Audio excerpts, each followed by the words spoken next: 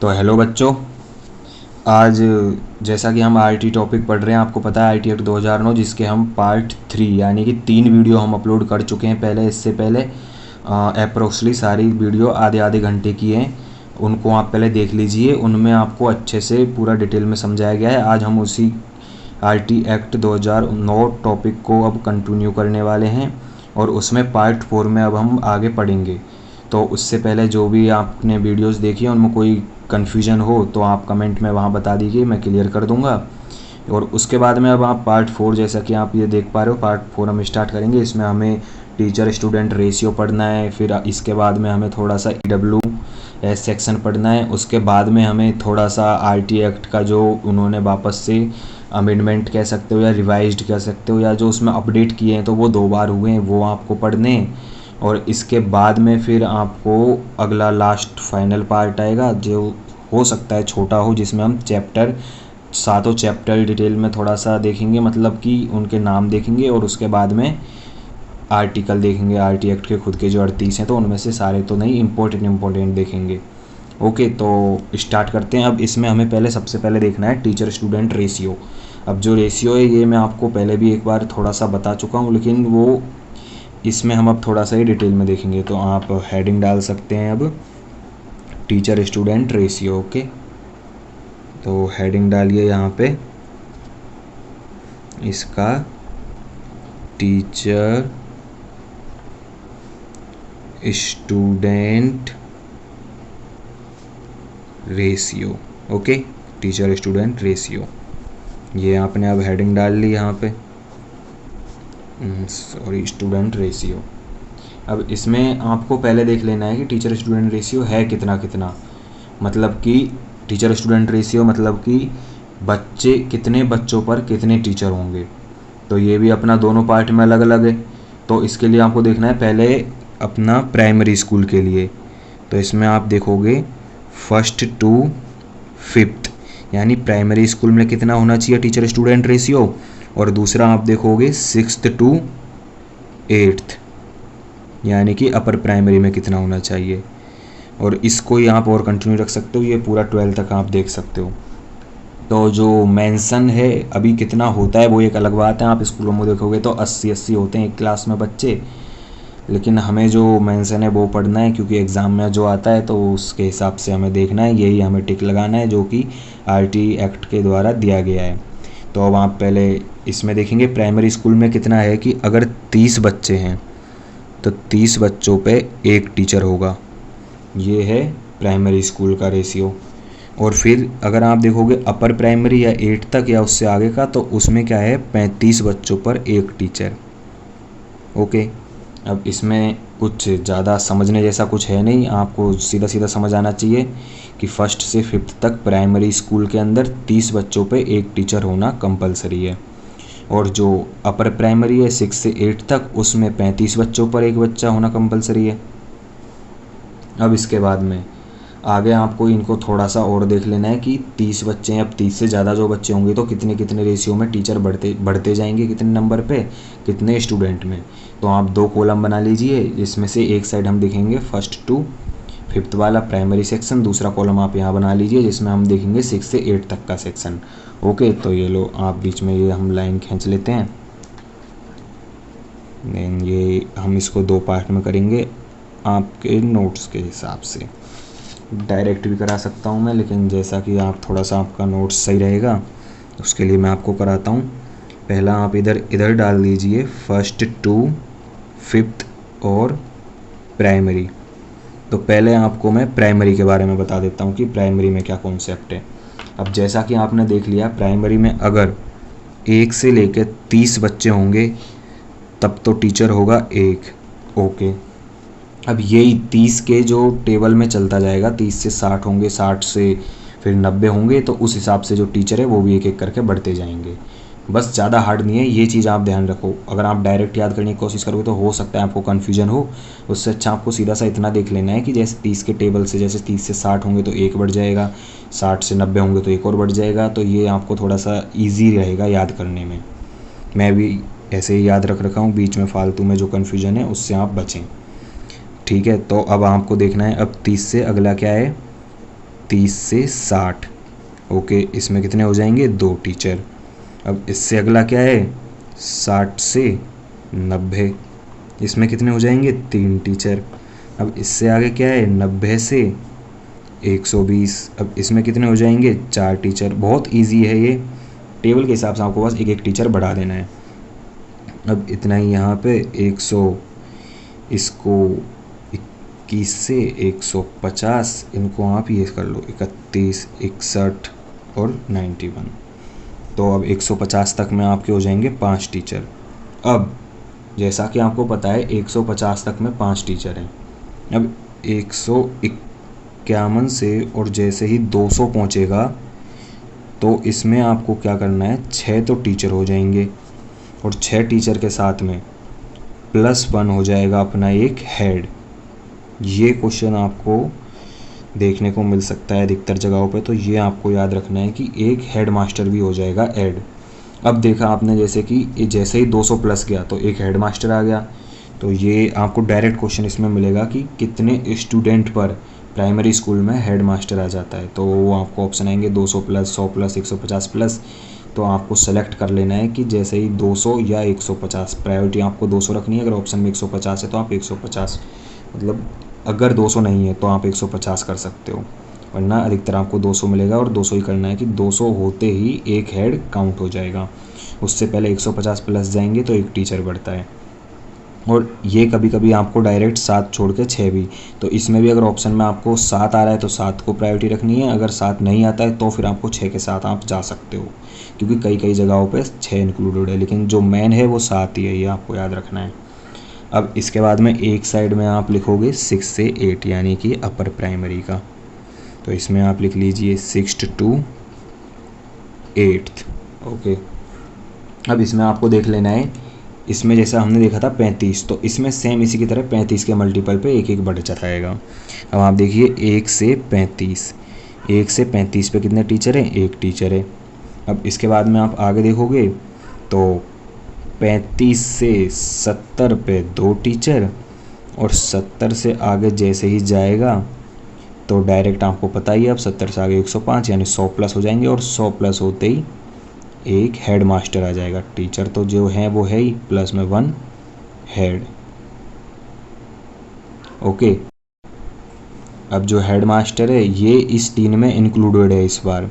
Okay, तो जैसे ही इसमें आपको क्वेश्चन डायरेक्ट पूछेगा कि अपर प्राइमरी या 8 तक के स्कूल में कितने बच्चे होने पर हेड मास्टर आ जाता है, आपको डायरेक्ट लिखना है 100 प्लस।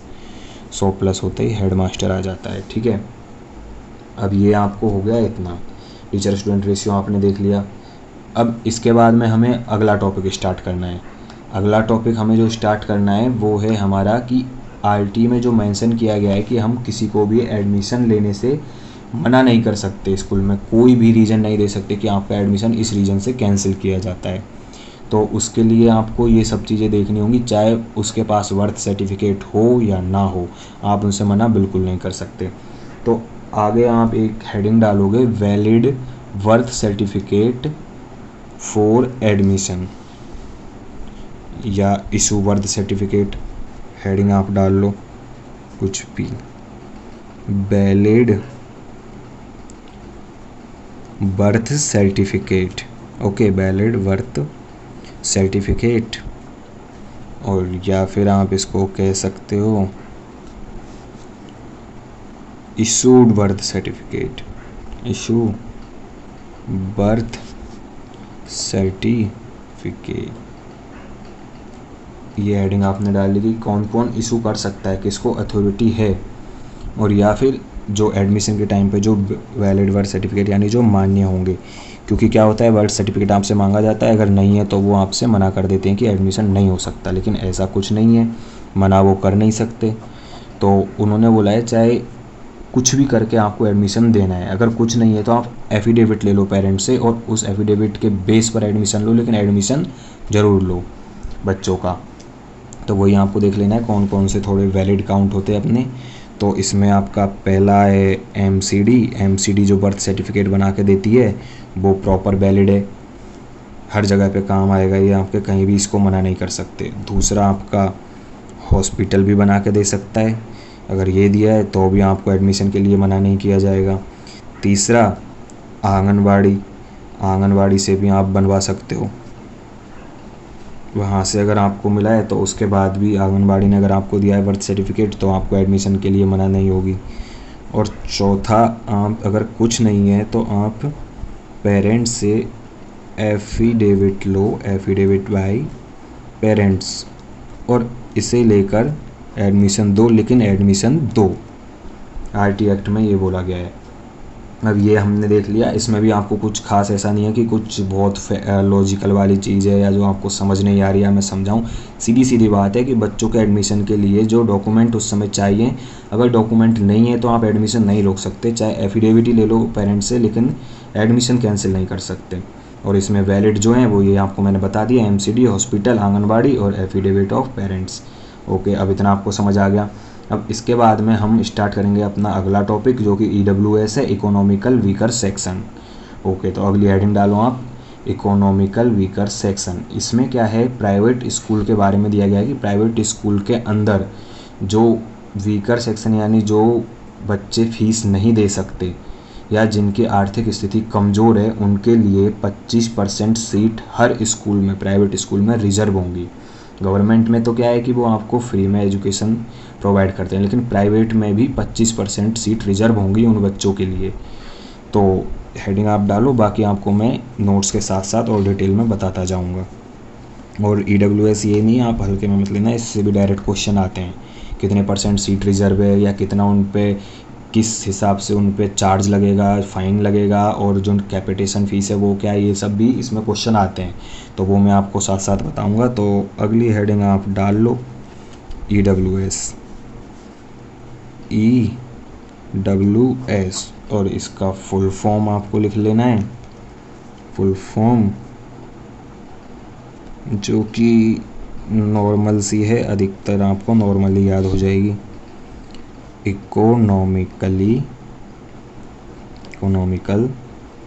वीकर यानी आर्थिक स्थिति से जो कमज़ोर बच्चे हैं उनके लिए इकोनॉमिकल वीकर सेक्शन। ओके, अब ईडब्ल्यूएस हमने देख लिया, इसके बाद में इसमें आगे अब हम स्टार्ट करेंगे जो मैंने आपको पहला पॉइंट अभी आपको मैंने समझाया। पहले पॉइंट में क्या है कि हर प्राइवेट स्कूल में 25% सीट रिजर्व होंगी। तो पहला पॉइंट तो आप यही लिख दोगे, पहला पॉइंट लिखो, point first, every private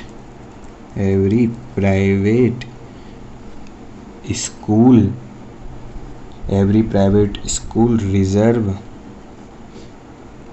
reserve कितनी, 25% ऑफ टोटल सीट। तो आप यहाँ लिखोगे डायरेक्ट 25% सीट किसके लिए, फॉर ईडब्ल्यूएस, और लिख लीजिए student, for EWS student. Okay, अब ये समझ आ गया आपको कि 25% सीट ईडब्ल्यूएस स्टूडेंट के लिए रिजर्व होती हैं हर प्राइवेट स्कूल में। यह आपने सुना भी होगा, दिल्ली का चाहे कितना भी बड़ा प्राइवेट स्कूल हो, कितना भी महंगा प्राइवेट स्कूल हो, उसमें भी बच्चे जा सकते हैं, इनके लिए 25% सीट रिजर्व होती है, इसमें कोई फीस नहीं होती। ओके, अब अगला पॉइंट आपको क्या लेना है, अगला पॉइंट लेना है इसमें एडमिशन कब कब होता है। तो अगला पॉइंट है एडमिशन जो है इसमें लोअर क्लासेस यानी फर्स्ट और नर्सरी में होता है। तो ये पॉइंट आपको लिख लेना है कि given admission for EWS student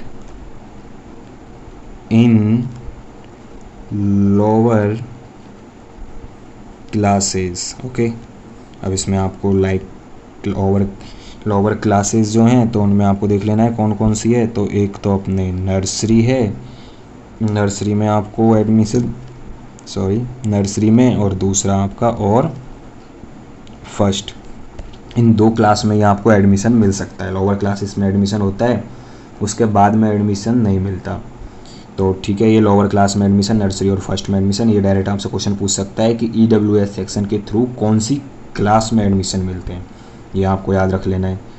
अब अगला पॉइंट आप याद रखोगे, अब अगला पॉइंट है वो बहुत आपको समझना है, उस नज़रिए से भी इम्पोर्टेंट है, और दूसरा वो इस नज़रिए से भी इम्पोर्टेंट है कि उसमें आपको देखना है कि कितना उस स्कूल पर चार्ज लग सकता है, कि अगर उसने आरटी एक्ट को फॉलो नहीं किया, वो तो हम आपको बात पहले भी बता चुके हैं और इसके साथ भी आपको बता देंगे। लेकिन मेन जो भी आपको देखना है कि अगर उन्होंने इस चीज़ को फॉलो नहीं किया या उनसे फ़ीस मांगी, तो अगर उनसे फ़ीस मांगी तो उन पर कितना चार्ज लगेगा, और पहली बार में कितना चार्ज लगेगा, दूसरी बार में कितना लगेगा, तीसरी बार में कितना लगेगा, एफिलिएशन कब कैंसिल होगा, तो वो सब आपको देखना है। ठीक है, तो इसमें आप थर्ड पॉइंट लिखोगे, तो पॉइंट आप लिखिए एनी प्राइवेट स्कूल, लिखिए एनी प्राइवेट स्कूल, आप इसे स्टार्ट करोगे इफ़ से अगर, ओके। तो ये फोकस हिल गया, एक मिनट। एनी प्राइवेट स्कूल, तो any private school not demanded fees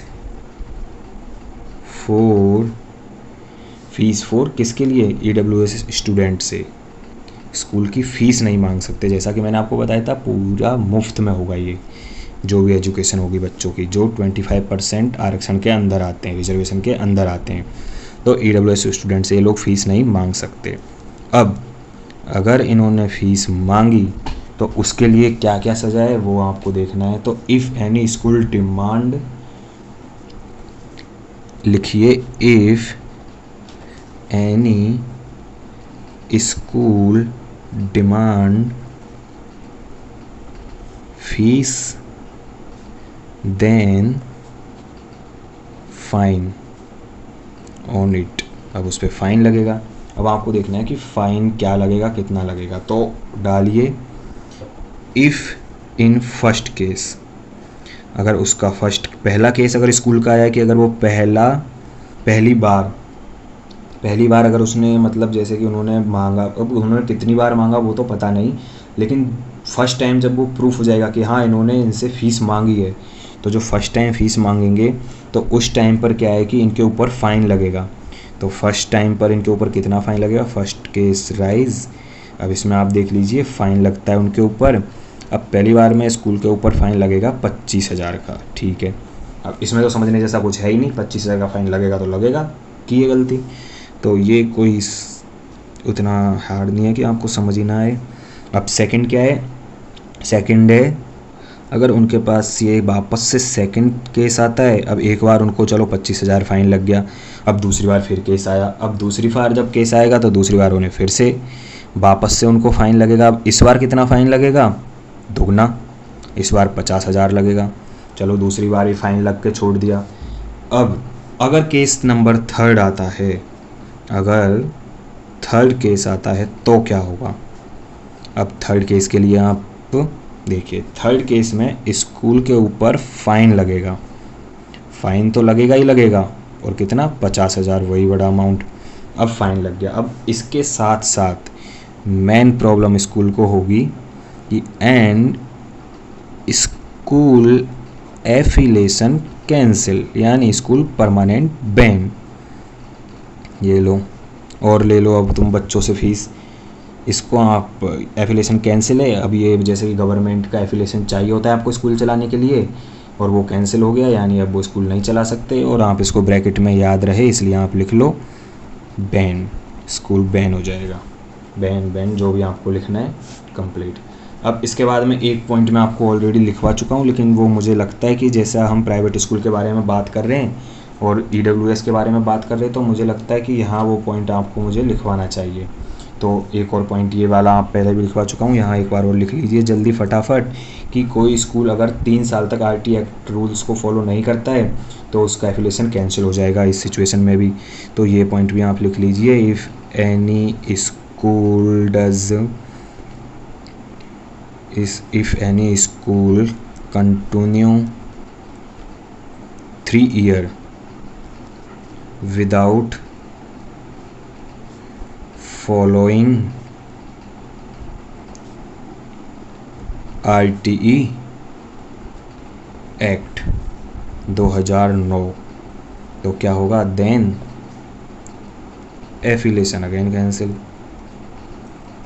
अब भाई प्राइवेट स्कूल है, आरटी एक्ट को फॉलो नहीं कर रहे तो कैंसिलेशन का सामना तो करना पड़ेगा, फिर वापस उन्हें परमानेंट बैन कर दिया जाएगा। तो ये कुछ आपने नियम पढ़ लिए। अब इसके बाद में एक जो हम ईडब्ल्यूएस से रिलेटेड एक और कुछ छोटा सा नियम है, वो है कैपिटेशन फ़ीस का।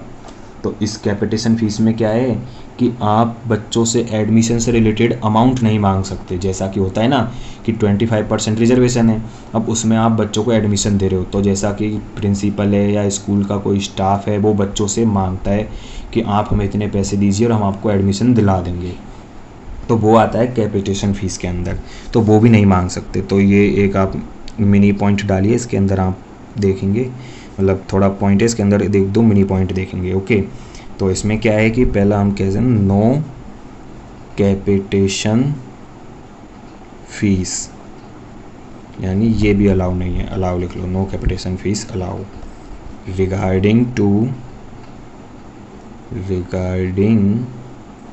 To admission.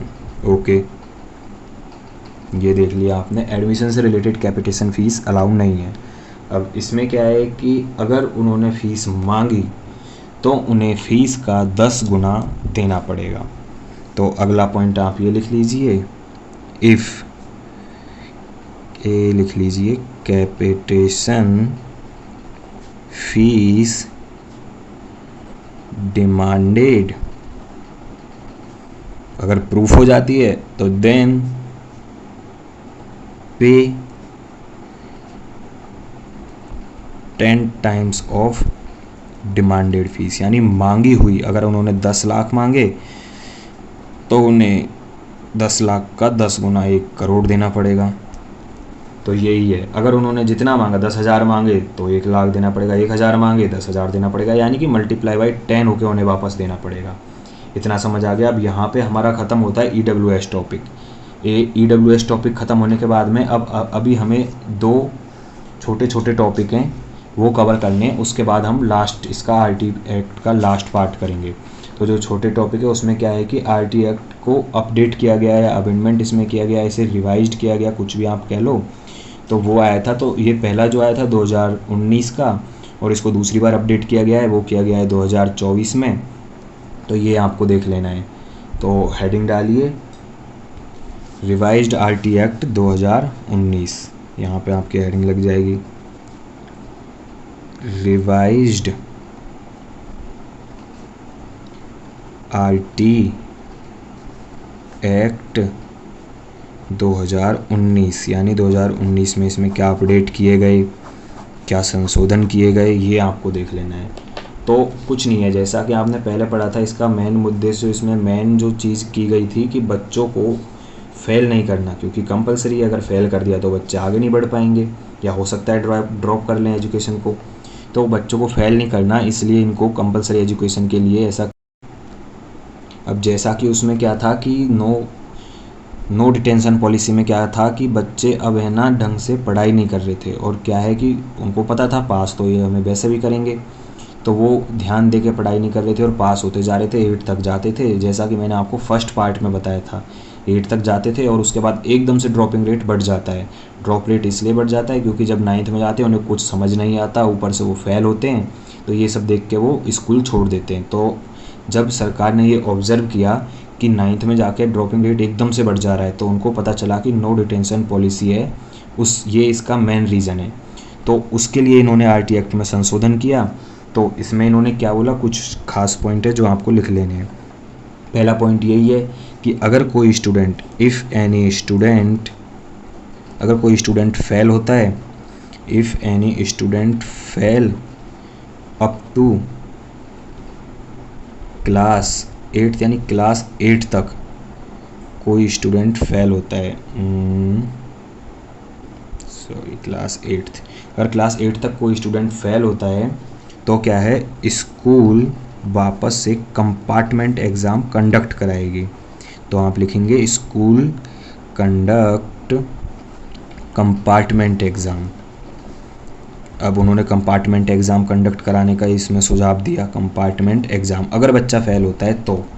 अब इसमें क्या है कि कंपार्टमेंट एग्ज़ाम वो कंडक्ट कराएंगे। अब अगर बच्चा इसमें भी फेल होता है कंपार्टमेंट एग्ज़ाम में भी, तो उसके बाद में आगे इन्हें देखना है, आगे क्या है कंपार्टमेंट एग्ज़ाम में बच्चा फेल हो गया तो अब स्टेट गवर्नमेंट के पास अधिकार हैं कि उन्हें क्या डिसीजन लेना है। तो स्टेट गवर्नमेंट हैज़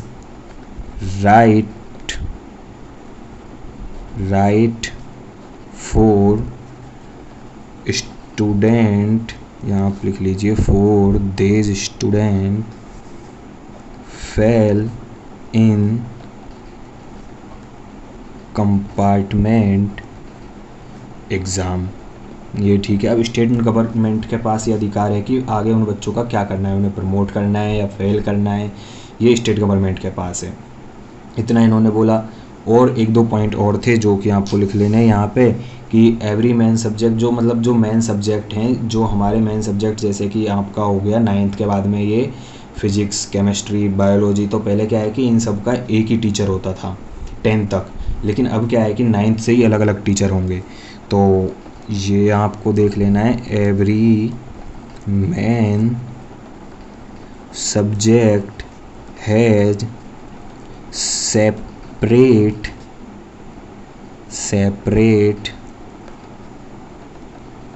टीचर।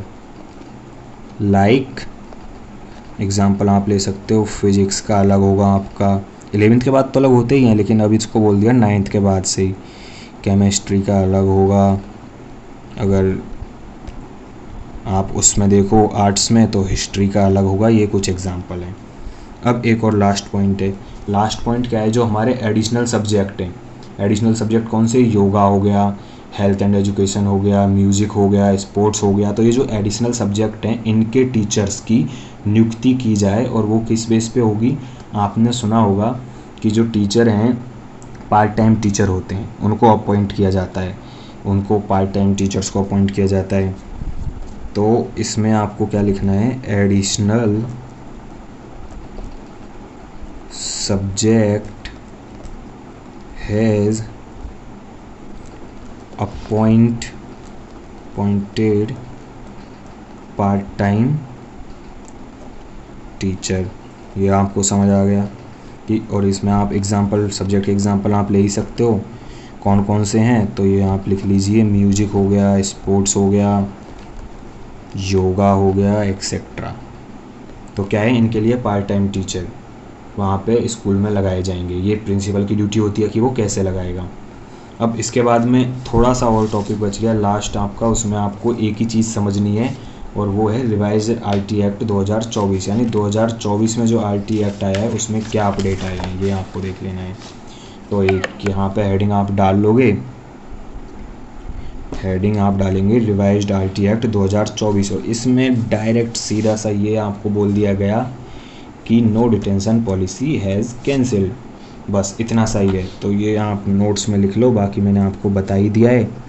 ये रहा रिवाइज्ड आरटी एक्ट 2024 जो कि हाल फिलहाल में आया है। इसमें क्या है, नो डिटेंशन पॉलिसी, यानी कि बच्चा फेल नहीं हो सकता, उसको पूरी तरह से कैंसिल कर दिया, और अब बच्चे को आप फेल भी कर सकते हो। ओके, तो ये आप लिख लो, अकॉर्डिंग टू दिस